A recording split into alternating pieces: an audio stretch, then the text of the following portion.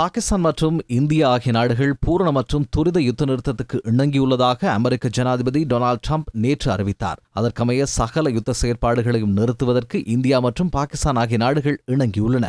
இரு தரப்பும் யுத்த நிறுத்தத்துக்கு இணங்கியுள்ளதை அடுத்து வலயத்தின் நிலைப்பேறு தன்மை மீண்டும் கட்டியெழுப்பப்படும் என நிபுணர்கள் சுட்டிக்காட்டுகின்றனர். யுத்த நிறுத்தத்துக்காக இந்தியாவும் பாகிஸ்தானும் இணங்கியமை இரு தரப்பிலும் அப்பாவி உயிர்களை காப்பாற்றுவதற்காக எடுத்த தீர்க்கமான இணக்கப்பாடு மாத்திரமின்றி நிலையான சமாதானம் மற்றும் வலயத்தின் நிலைப்பேறு தன்மையை ஏற்படுத்துவதற்கான முதலாவது நடவடிக்கை என ஜனாதிபதி அனுரகுமார திசாநாயக்க சுட்டிக்காட்டியுள்ளார்.